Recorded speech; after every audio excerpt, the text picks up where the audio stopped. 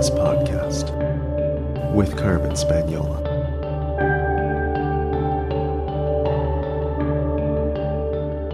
Hi there, and welcome to the Numinous Podcast, where we have interesting conversations with everyday folks about the mystery of life.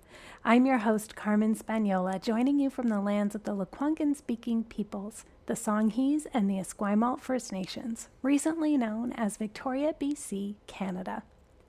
I'm recording this on January 30th, 2023, just starting to emerge from a long period of winter slumber that, well, it actually ended up being a rather fitful winter sleep. It was not me lazing about for 6 weeks, eating bonbons and reading profound books as I had hoped. As is so often the case, the time I took off for myself coincided with my nearest and dearest really needing me. So I did a lot more logistical coordination and project management and healthcare advocacy and chauffeuring than I expected. I had really needed and wanted to empty out and recharge and just be tended this winter, but that was just not available to me. So I did manage to do some things that were so beneficial. And I'm sure many of you can relate to this, right? Like, you can't get what you want when you want it and need it. So you just are trying to make do with what you do have available to you. So what I did manage to do was so amazing. I did get back in flow with my daily planetary propitiations, the offerings and devotions I like to make. I do a different altar every day for each planet that rules over each day of the week. I drew a tarot and an oracle card for myself every day and made notes, and I did tend my altar every day. I also did a lot of embodiment work. So I attended sessions in the Numinous Network with my colleagues, my other guides. Those were so fabulous. I did a lot of my own therapeutic tremoring and also expanding some spontaneous movement patterns and just a personal somatic practice that I've been developing for several months. I did a lot of listening to music and dancing, and I redid over and over again some of my favorite parts of the courses I've done with my next guest, Jen Murphy.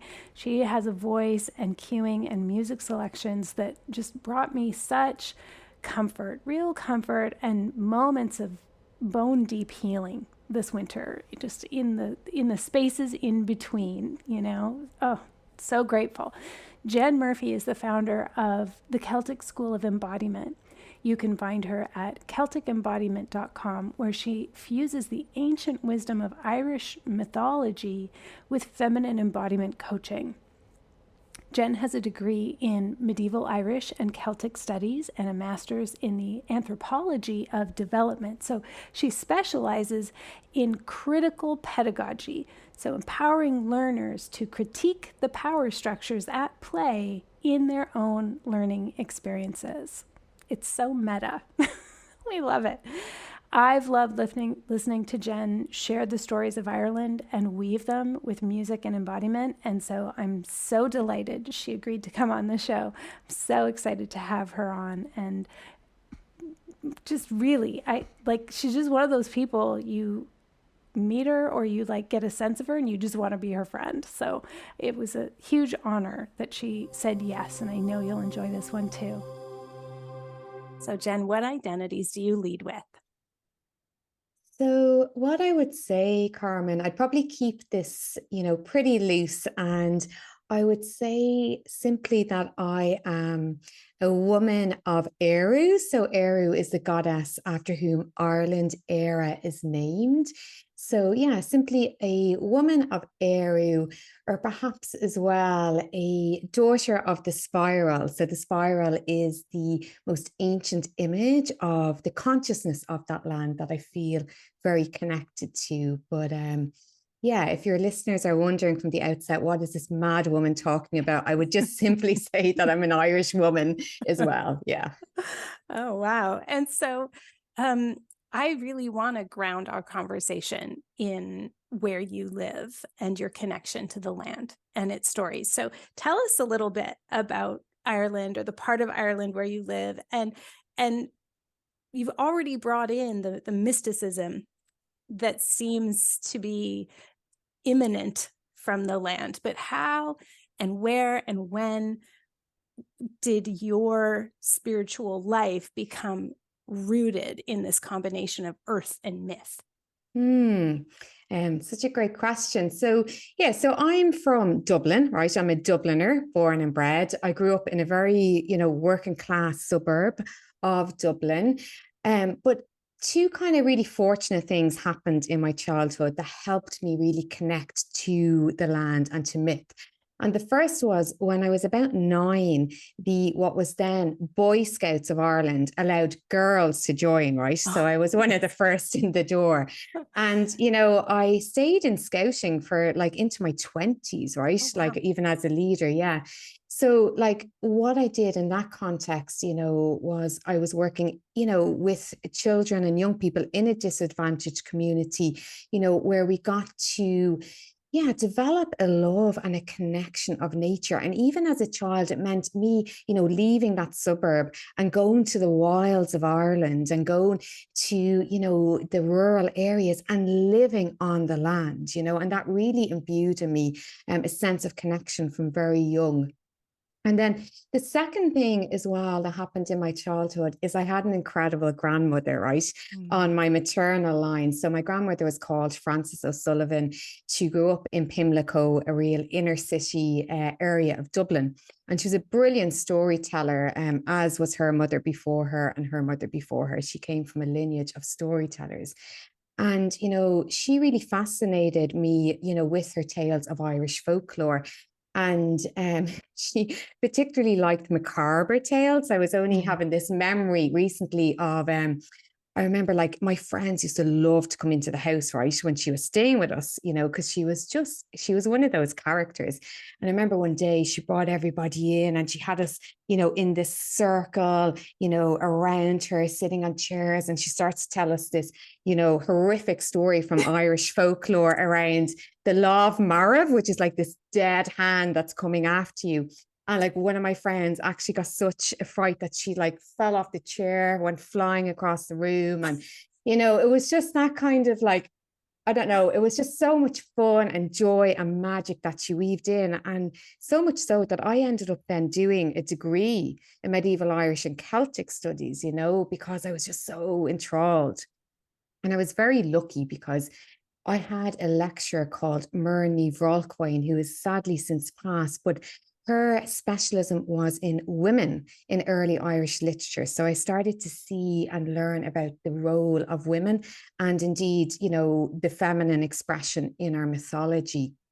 And also what I was shown there as well is like, because I had spent a lot of time studying, early Irish society. So studying the likes of the Aishdana. So the Aishdana were the most highly revered people in early Ireland. It literally means people of the arts or people of the skills. So like the Fila, the poet seer, the keeper of the lore, the Dree, the druid, the magic maker. So I started to see, this kind of brew coming up of the feminine, of the land, of the magic. But I have to say, Carmen, it's really the embodiment journey that's been the kind of rooting piece for me, that really rooted me in the spirituality. Because the more I came home from my body, and that happened a lot later, in life, the more, just the deeper the sense that I felt with, the land and, with the earth. And it makes sense because, the earth is like the great body that births us all. And so, in the Irish tradition, land and myth are inextricably linked, and the body plays a role there as well. So that would be my journey in summary, I feel. What years were you in university? So I graduated in 2005. Okay. Yeah. Okay. So kind of early 2000s, you're getting this awesome medieval Irish feminist education is what it sounds like. Yeah, Amazing. exactly. That's so great. Yeah. And the embodiment journey. Well, okay. So I have two questions. The first one is when you talk about going out with scouts into the wilds of Ireland, here where I live, West Coast Canada, Vancouver Island, we're in temperate rainforest. So the elements here are very wood and water. Like that's really strong. And stone, because there's like huge mountains and all of that.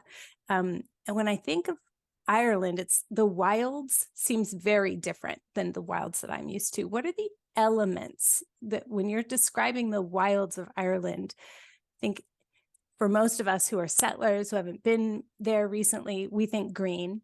But what are the elements that you would say like really are most alive when you're going out into the wilds of Ireland? Yeah, so it is the greens, right? That is true, right? The Emerald Isle.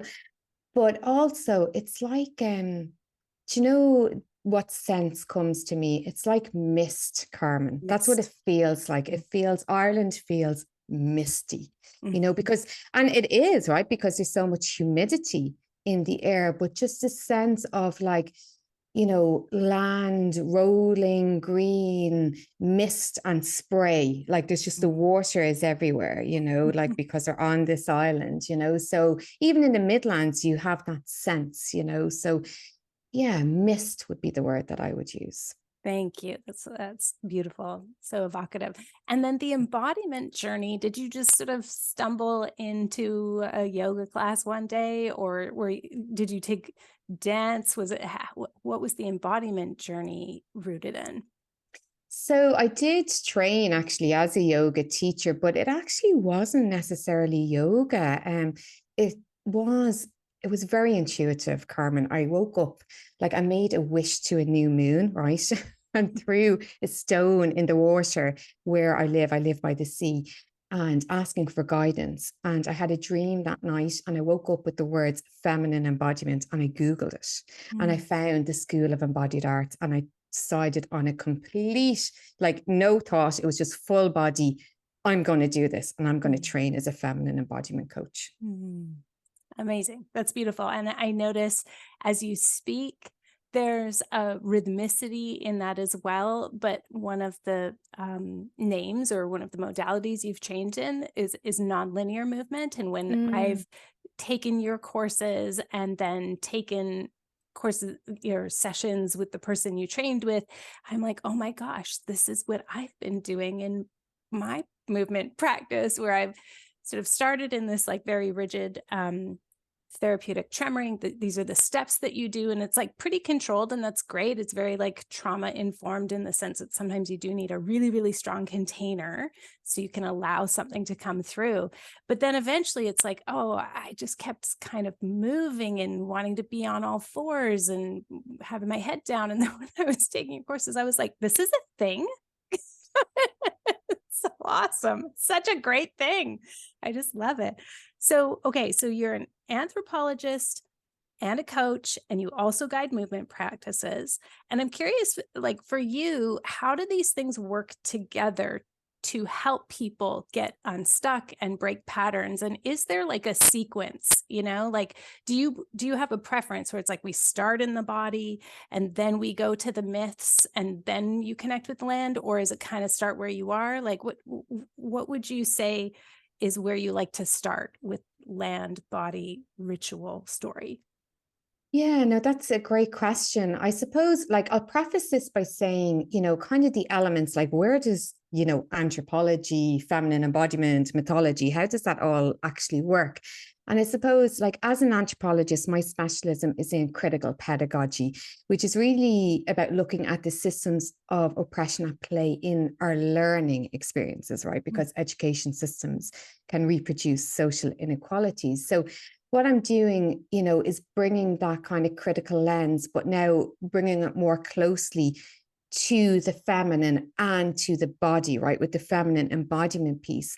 And then I'm weaving in the mythology because I want to know, you know, from what we know of the cosmologies of our ancestors, like what gifts can they bestow to us, you know, for the times that we're in.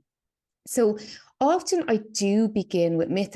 There's no clear kind of, you know, it's quite fluid, but like say for example, if you take a story, and I know you've experienced this story, like the Selkie, right? So the Selkie, the shape-shifting seal woman, or in the Irish tradition, who's also on Vaigin Vara, right? Means the sea maiden, the Maruk, the mirror, right?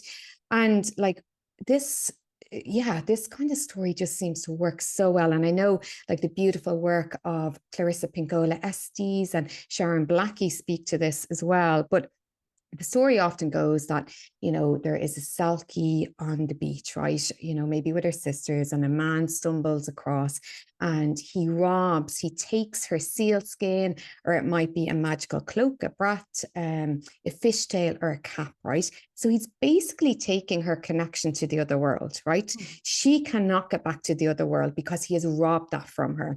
And then she's forced to live in this man's world, and her life force begins to deplete. And her only way back is to find her sealskin. So, if we look at this from, the frame of like the sealskin, being symbolic perhaps of the feminine, right? And the hyper masculine world that we live in.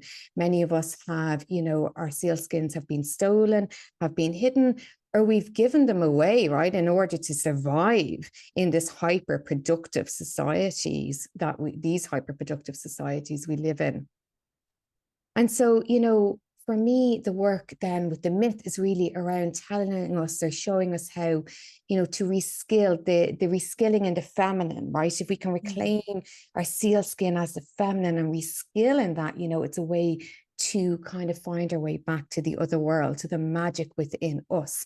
And so, once we've explored the myth, as you've experienced, dropping it into the body. And that's the brilliant thing about nonlinear movement.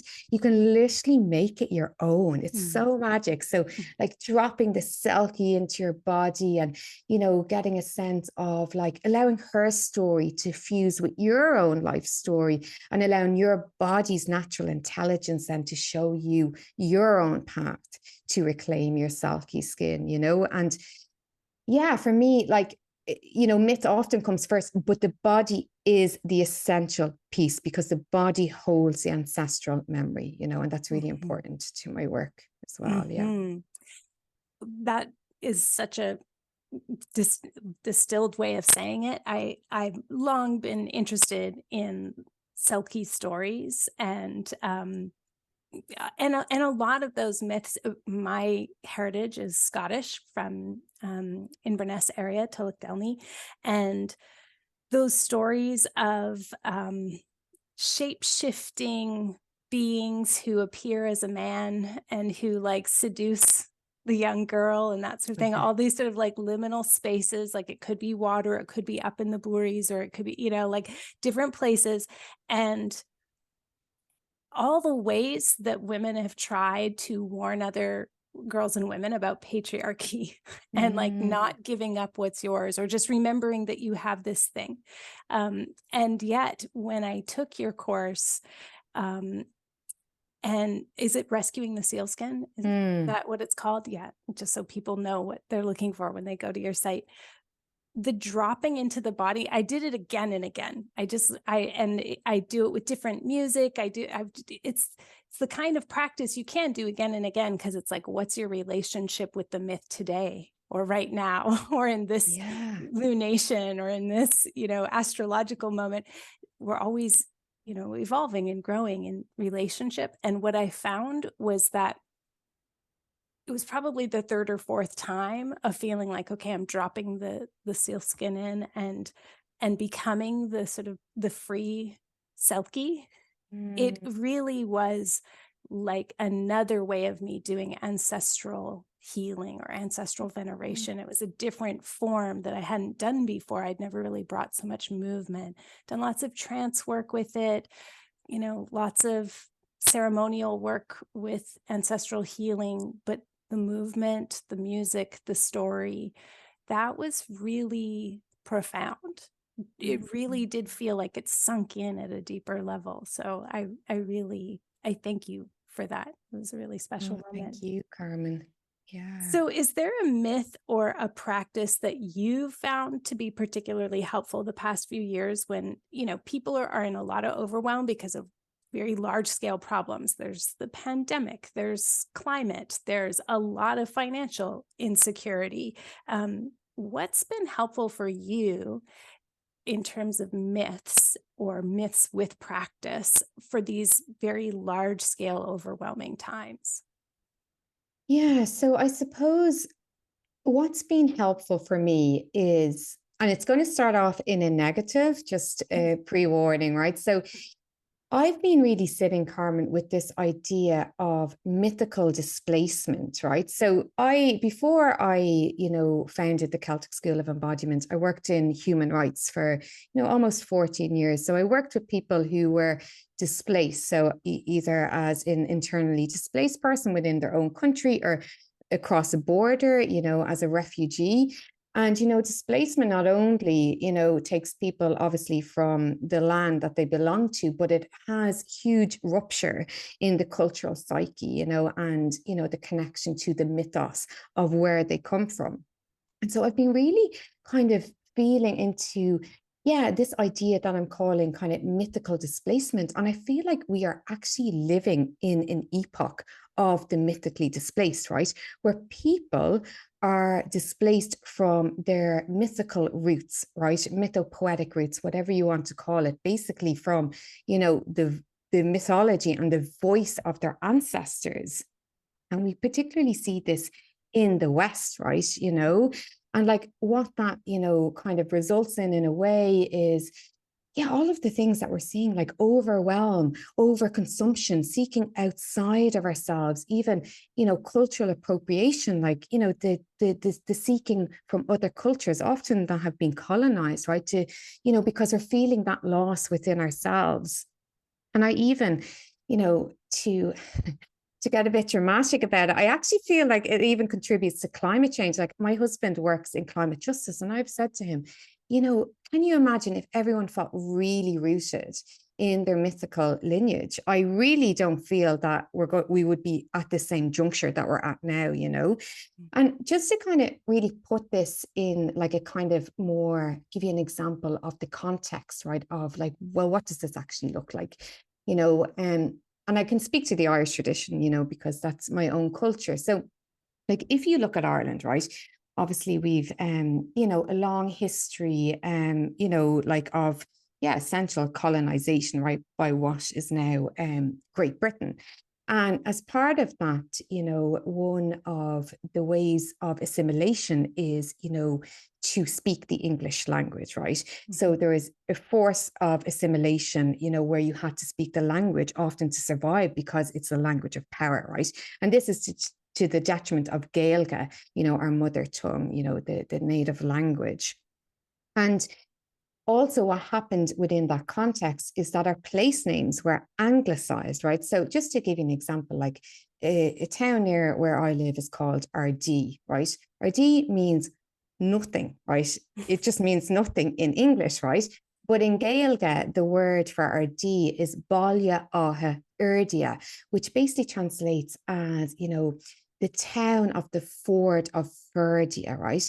Ferdia is this beautiful warrior in our mythology, right? And at that fort, himself and another warrior called Cuchulainn had this terrible fight, right? They were forced into combat. Both of them were skilled warriors. They had trained with Scahach, which means shadowy one. She was this warrior woman on the Isle of Skye that ran an academy, essentially, for young warriors. So Cuchulainn and Ferdia are forced to fight, and Cuchulainn kills Ferdia, and then he grieves for Ferdia at this fort. He's devastated that he's killed him, And like, if you only look at Ardee, you can't tell. You don't know that this is the place where Ferdia died, and you can tell nothing about their friendship. Even some people believe they may have been potentially lovers, but you can know none of that because there's a displacement, that's happened. So, that's just an example from the Irish context. And, I even see it with like 80% of the women that I work with are outside of Ireland as well, Carmen, and, feeling that kind of, disruption, that disconnection. And then, I know like obviously on the North American continent, there's, yeah, the apparent history of slavery, what happened in the displacement of First Nation peoples, particularly when the land is the ancestors, so there's all of that going on. So, what is the antidote, to that, right? Because I'm kind of creating more overwhelm, I feel, Naming it. in naming it's it, just right? naming reality. But then, right, there is, and obviously, like, there's no one solution to a problem, right? There has to be many solutions. But I am, I really feel that the body is like plays such a crucial role in healing here, right? Because I know that many people can't beyond the physical land of their ancestors. They may not know even exactly, what that land is, right? But we know, or where that land is, but we know that, we inherit trauma intergenerationally through the body. So for me, like, it seems like a real possibility that we can inherit, that kind of felt sense, that sensory memory of, ancestral wisdom and, a felt sense of place, through the body as well. And, I was thinking about this, like, and this is going to sound mad, but like, just bear with me for a minute, right? But if you think about, Newgrange. So Newgrange is this like 5,000-year-old passage tomb, ritual, site in Ireland. Really beautiful, incredible place that's aligned to the rising sun and the winter solstice. The construction of Newgrange is only 100 grandmothers ago, right? So if each of your grandmothers lived till they were 50, right? That's 100 grandmothers ago. That's how close we are. So it stands to reason that the body can hold so much for us intergenerationally. And so when we drop the stories of the place of our ancestors into the body, we can have that felt sense that, memory be activated. And even when people don't exactly know where their ancestors came from, myth tends to spread, kind of similar regions tend to hold very similar myths. So even if you knew roughly, the location of your ancestors, you don't have to know the exact country, you could still, find some story and play with that in the body. And, I feel like the more we can do that and reroot in our mythical lineage, yeah, I feel like it can be an antidote to that overwhelm, to hyperproduction, to capitalism, to climate change, to, all of the great challenges that we're facing in our time. I totally agree. And can I tell you a quick story about land, like not really knowing where you're from? So settler as an identity is a really important identity for me because of exactly what you're talking about. It speaks to a sense of missing home that you've never known, right? And so in my ancestral research, doing the genealogy and then like looking on maps and all of that stuff, I discovered, found an old article that said, this is where your great, great, great grandmother was from in Scotland here. And so I was like, oh, I'm just going to Google map that. Tulloch Delny, drop the pin. Now, of course, many things have to happen to kind of align. It's not necessarily accurate, but it did feel like the hand of my ancestors helping me as I dropped this map. And then I, dragged the little person, changed it to Street View. And the Google Maps Street View comes up. And I was like, what? I swear to God, that is the view from the corner of my grandma's house where I grew up here on Vancouver Island when I was just a little wee kid. My first 5 years, I grew up with my mom and her 3 sisters, so my aunties and my grandma and my great grandma all in this little house. And I swear this looked like the view. So I did a screenshot and I sent it to my auntie Karen and said, hey, do you know where this is? And she goes, oh yeah, that's Four Ways Corner, just like down from the house in Cobble Hill where we grew up. And I was like, no, this is where our ancestors are from in Scotland. And she just couldn't believe it. It looked just exactly the same. So there is something in that mythic memory, or maybe it's that really, that yearning, that deep yearning for landscapes that remind us of where we've been. I do think the ancestors try to put us in places as much as possible, whether we know it or not, that are signs, or they're trying to seek to support us somehow. I think they're trying to take care of us in the unseen, I think. So Yeah, I think I'm totally resonating with what you're saying. So here we are as we're recording, end of January. How do you experience then kind of shifting through time and space to like land over time, moving through seasons? How do you experience personally like coming out of the dark and the winter period? Are you someone who like burst forth at Imbolc, or are you someone who kind of has a slow start to the year? Yeah, I definitely don't burst forth. I would say. So like I'm born just before the winter solstice, like a few minutes after midnight, right? So I'm convinced that like, the it's more like, nails dug into the earth being pulled by the legs into Imbolc type behavior as opposed to bursting forth. But like yeah, like one thing that does, and I've actually just been reminded of this lately. One thing that really helps me, right, with these transitions, and particularly the transition right now from the lovely coziness of Samhain, right, into Imbolc is there's this idea that, and you're probably familiar with this, Carmen, is that, our ancestors potentially started their day at sunset as opposed to sunrise, right? And this is kind of like there's Roman kind of testimonials to this, and also if you look at the Irish context, right, you have like Ihe Samhain, right? So, the eve of Samhain, or you have like what's going to happen tomorrow, Ihe Eile Brige, right? So Bridget's Eve before Imbolc, even Bealtaine, you have Ihe Bealtaine, right? It's always the eve before, right? So we're getting a sense that they really valued,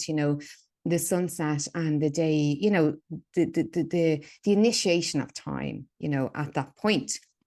So I do this ritual, and I haven't had to do it in sound, but I'll have to do it now, where I, sometimes begin my day at sunset, right? So what that looks like, and I love obviously playing with the feminine and masculine polarities, in that dance. So for me, that means, at sunset, okay, this is the beginning of my day. I'm beginning my day in the feminine, by going inward into that reflective space, that creative void, like what is dreaming through me, before then literally going to sleep into the dreamscape.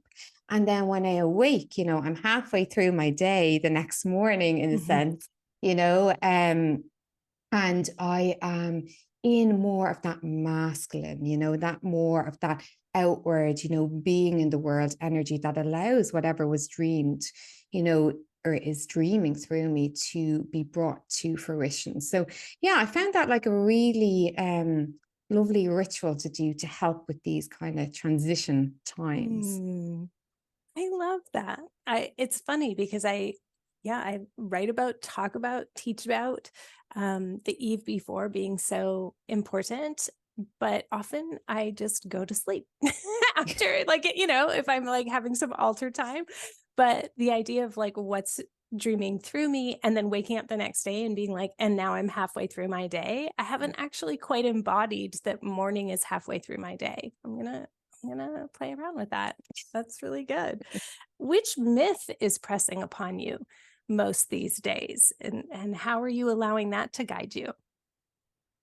Yeah, so what's really pressing upon me, and it kind of feels to me a little bit odd to say this, because this is a myth that I've, known, like worked with for like about 20 years now.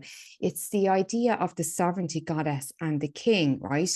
In the Irish tradition. And this is because I feel like this integration of the divine feminine and masculine is starting to come to fruition for me personally as well. So in Irish mythology, you have the sovereignty goddess, who you could almost see her as a descendant of the Great Mother. Okay. So she's like, the expression of nature. She is the expression of the other world. The feminine really is the face of the other world, to a degree in Irish mythology. And, she marries the king then, who is a mortal. And they marry in this ritual called the Banish Rigi, which means, the wedding feast of kingship. So the sovereignty goddess would have offered a wedding libation. So, a cup or chalice, to the king in honor of their marriage, right? So kind of like, this is like the origins almost of Arthurian legend here. And in order for, if this was a good marriage, like we don't know exactly how this was enacted. Maybe there was a priestess representing the goddess. There's a whole story as well about a white horse, but this kind of likely had some kind of sexual union, but that, the fertility in that union would have bled onto the land, and it would have ensured the fertility of the land. And you see this even in other traditions like Sumerian tradition with, Inanna, Ishtar, it's not just native to Ireland.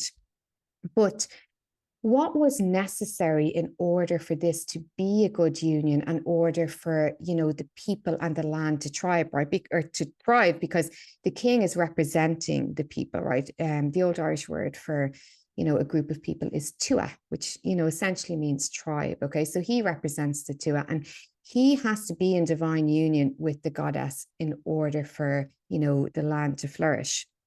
And there's this really interesting old wisdom tract in our tradition called the Adduct Moran. It basically means the Testament of Moran. Moran was this judge, right, in the 700s, we think. And on his deathbed, he wrote this list of what makes a really good king and what will ensure that this partnership prospers. So things like the king, the most important thing was that he was discerning, right? That he was conscientious, that he was honest, that he was generous, that he was, honorable. And this is called, the fear flahaman, the prince's truth, right? It was the most important thing that the king can do. And, if he doesn't do this, you're going to be getting plagues, you're going to get like lightning strikes, all of this. And to give an example of like, the embodiment of this, there's a sovereignty goddess called Maeve Lat Jarrig, right? So Maeve means she who intoxicates, right? Again, this pouring, of the libation. And Lat Jarrig means red-sided. We don't know why, right? So this Maeve sovereignty goddess lived in Tara, the hill of Tara, which was the seat of the High Kings of Ireland. And she had 9 successive husbands, right? Because she's immortal and they're all mortal and they're dying off, and she's marrying another one and all of that. But one of the kings that she marries is called Cormac MacArt. It just means Cormac, son of, Art means bear in Old Irish, right? And he embodied this prince's truth so well, right? And their marriage was so divine that it said that he reigned for 40 years, that calves were born after 3 months gestation, that there wasn't enough vessels on the land, to hold all the milk. It's just flooding everywhere, that the salmon are bursting out of the rivers, and that just still gives you an indication of when there's that beautiful integration of the masculine and feminine, how everybody thrives, So I'm really kind of playing with that in my body because I focus so much on the feminine. And they're like, well, how am I embodying the fear flahaman, and obviously it goes without saying that, this myth has a lot to teach us, about like climate change as well. And if we could embody more of that union, what might it mean for our societies as well? Oh, that's beautiful. And so you're calling her the sovereignty goddess because there are many different stories or goddesses that would have gone by that name, and they're kind of regional or over time. Like Maeve is just one expression of the sovereignty goddess. Am I getting that right? Yeah, so ancient Ireland was made up of tuas, right? So you've probably got like anywhere between 150 tuas. So again, tribes, 150 to 200 tuas. And each tua would have worshipped, like each tua, or a kind of conglomerate of tuas would have had a king and the sovereignty goddess. So this is why Ireland is literally like the land of goddesses, right?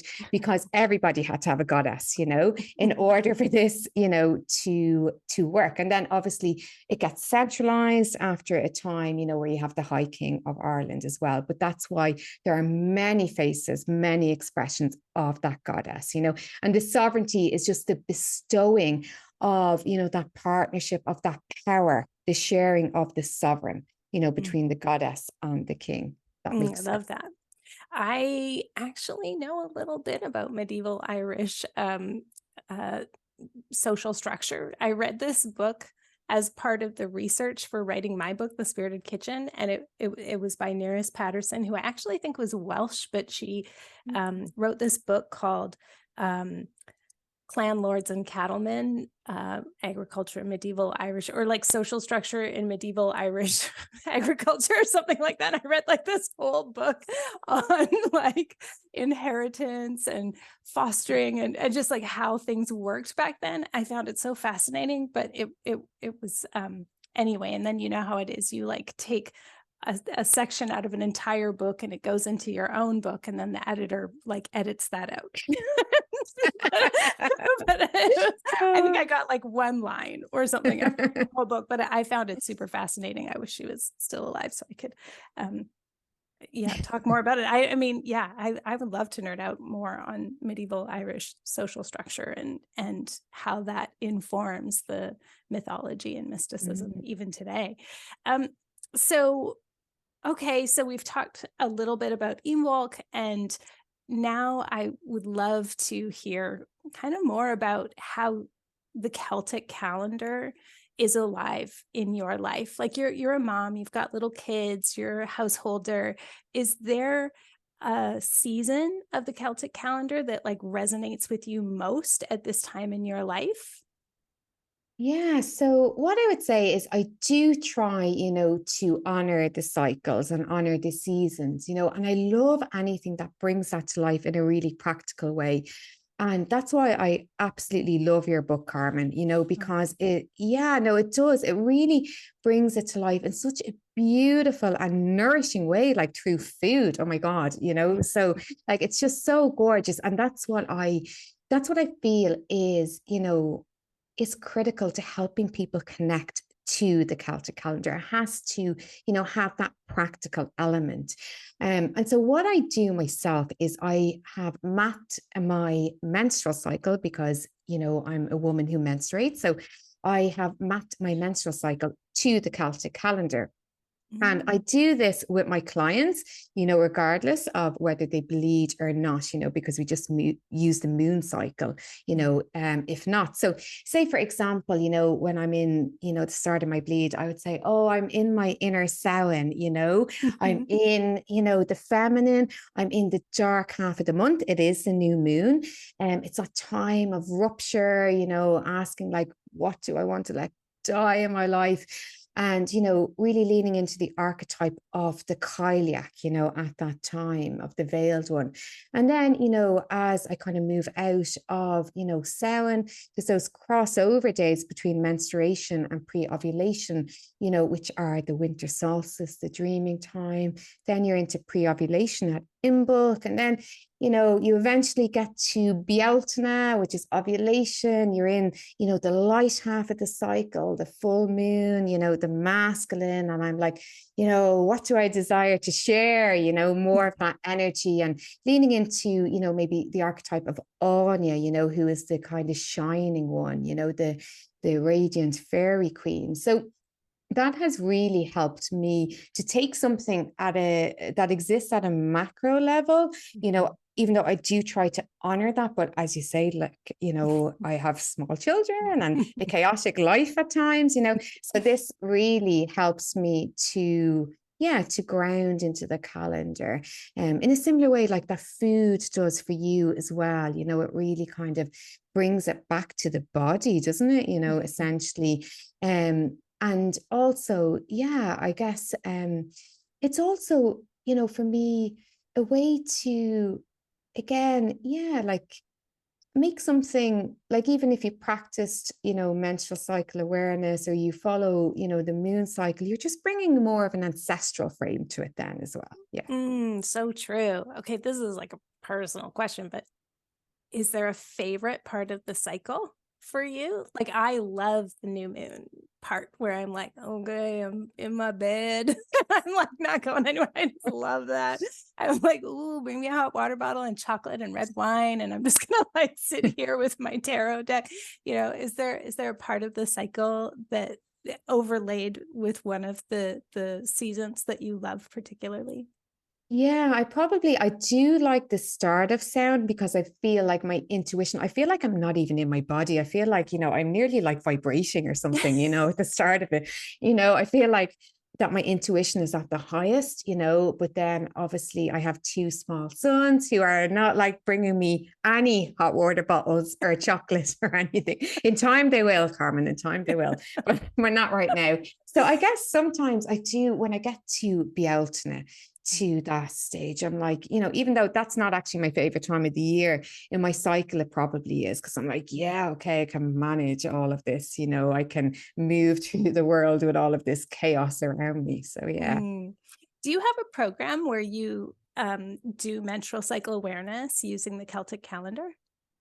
Well, I integrate it into all of my programs, so mainly into Mythic Body, my one-to-one coaching, and the Sovereignty Goddess Incubator, my leadership program, and I've had a number, because I'm not a menstrual cycle expert, but I've had a number of women who are look at it, for me to make sure, because I want to make sure that it feels right for me, but obviously it has to, feel right for everyone as well. I just wanted to make sure we captured that, because I know that there will be some listeners who are like, what is that? I want to do that. So all of the details we can link to in the show notes. So the final question on the podcast is always the same. How do you cope with grief and rage, Jen? Yeah, it's such an important question. And really interestingly, for me, so myself and a beautiful friend of mine, Sarah Richardson, who's a midwife, we've been kind of developing this project that we call TNP190, which means TNP190 means land of the women, land of the feminine. It's another word really for the other world, right? And as part of this, we, have been working with the Banshee, right? And it wasn't intentional, as in she kind of came to us essentially, and we've been kind of guiding people with the Banshee. So I know you're familiar with the Banshee, but maybe just to share that Banshee comes from Ban, which means woman in Irish, and she means, it's very hard to translate to English, but it kind of means, of the hollow hills, of the mounds, of the Tuatha De Danann, right? So essentially, loosely a fairy woman. So she kind of loosely means a fairy woman, but everyone in Ireland, and beyond knows that she's no normal fairy woman. She's the supernatural death messenger, right? So you want to be careful with her. And, like in the tradition, she kind of prophesizes death, right? So even in my own family, my grandfather died very young. He was very ill at 37. And my mother and my grandmother both say that they heard the Banshee cry for him, before he passed. And his surname was O'Sullivan or O'Sullivan in Irish, which is said to be one of the families that the Banshee follows. And that sounds kind of scary, but it's not. It's really just all of the old Gaelic families, right? Because there's such a history of trauma on this island, that she's following, obviously, just kind of yeah, it's almost like, if we're to frame it in this way, it's almost like we need the Banshee, right? Because we need her to hold our grief. And we're terrified of her because we don't want to face our grief. So that's kind of because she's a solitary archetype. So I feel even in Irish consciousness, that's kind of like the role that she plays. But what she does is she keens, so she's crying and she's lamenting and she's combing her hair as she does. And keening comes from the Irish and Scots Gaelic word for queena, which just means crying. And there's actually women in the Irish tradition and in the Scottish tradition as well. In Ireland, they're called the ban cuincha. So the crying, the keening woman, the lamenting woman. In Scotland, it's more so the ban knee, so the washerwoman. And, what these women would have done, like in Ireland, keening was practiced when people died. Not only did people experience the Banshee, but then you had a physical manifestation in the woman, in women themselves, right? Who would have come to funerals and, just scream, like the rage, they would have been screaming, tearing their hair out, like doing the whole shebang, and the church tried to do away with it like forever, but sure, like they just couldn't, because it's one of those, like, it's the typical dichotomy in Irish culture of like, anyway, Christianity and then the strong belief in the other world as well, Right. But there's a lot of cognitive dissonance, I think, that goes on here around that. But it's great that we've maintained it, But like, there's kind of a revival happening of keening in Ireland at the moment, Carmen. And in myself and Sarah's work, and in our own personal practices, like, to be able to go into the body and just effing rage and wail and lament, it's just so powerful, in terms of moving with and moving through the grief. And also, it's so primordial, not only in the bodily sense, but also in, because you can connect it to our tradition, and also, like, we're coming into Bridget's time. Bridget, was a goddess of the Tuatha De Danann. Bríd was her name, and she is said to have been the first woman to keen in Ireland over the death of her son Ruadán, who died in combat. And the text says that when Bríd keened, she was the first woman to keen, and when she did so, she devised a whistling to signal by night, right? So that's what they called it, a whistling to signal by night. So even just the poet, like the kind of poetics in that, of grief, of rage, being, a whistling to signal by night, and just making meaning with that. So yeah, so I feel like actually connecting and being with the banshee, and kind of sitting with the grief, and then using the keen to move through it and to move through the rage has been really, a great form of alchemy for me personally as well. Jen, thank you so much for all of the myths you've shared with us today. It's been a real balm for my heart, my soul. It really does feed. It's good food. It feeds those of us who are pining for a home that we've never lived in. So I really thank you for being on the show today. Well, thank you, Carmen. It was such an honor. Thank you so much.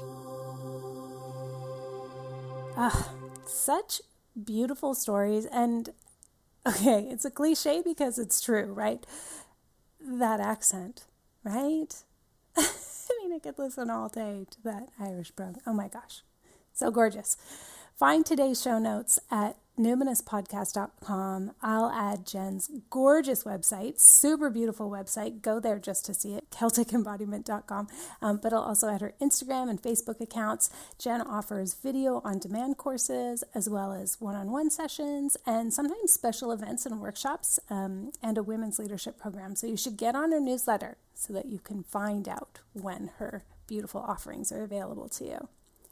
My listener shout out today is to Amanda Hildebrand, who wrote a beautiful review of The Spirited Kitchen on Amazon. This one is titled Timeless Reference. As an animist and druid, I have been a fan of Carmen Spagnola for several years on social media. The way she practices her craft with intention, simplicity, and authenticity has resonated with me from the very beginning. With The Spirited Kitchen, Carmen has blended her love of culinary arts and Western European folk customs to create a thoughtful guide of seasonally and culturally appropriate recipes and crafts to celebrate the Wheel of the Year. Gorgeous enough to be a year-round coffee table book, but comprehensive enough to be a reference used over and over again, The Spirited Kitchen has easily moved to the top of my favorites list. This book sings to the 20-year-old in me who adored Martha Stewart and wanted to create beautiful things for my home, and now the pagan in me who also wants to create with reverence and devotion to my spirituality. Gift this to yourself and your favorite witch. Oh my goodness, that is me. That is me too. 19, 20 years old, buying Martha Stewart Entertaining and Martha Stewart Living magazine, and then now as an anti-capitalist, more radical in my politics, but still a Martha fan. I managed to somehow bridge these things in my own life. It makes sense to me, and it's just so heartwarming to read that it's resonating with others. It's so nice to find kindred spirits out there saying thank you so much also just for like taking the time. I find it so generous when people will write reviews of things on the internet. Like, how many times do you Google something and read the reviews or read recommendations? I do it all the time. And thank goodness for people who are generous enough to take the time. So if you take the time to write me a review, I want you to know I read them, my editor reads them, and they're so dear to me. So thank you so much.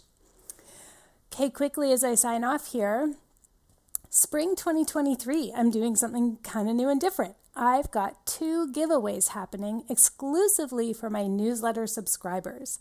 So on February 28th, I'm drawing a name from my newsletter subscriber list for someone to win a Witch's Apothecary gift box with ingredients for all your spellcraft needs. It's a really special and lovely box featuring over 24 botanicals from my own garden, a pendulum, a selenite wand, a rose and damiana tincture made by my friend Nikaya of Red Moon Mystery School, and other little goodies specially gathered and packaged by me for you. But you got to be on my newsletter. The other one is March 28th, the next month. I'm drawing again from my newsletter list for one lucky person to win an incredible emergency kit for your car. This is because I have my mind on collapse prep. I have for like 7 or 8 months. I kind of go through phases where it's like really focused and then kind of tones down a bit. It's been very focused for me again for the last half year. So we don't even own a car, but we have a car kit so that when we go out in like, we have a car co-op membership.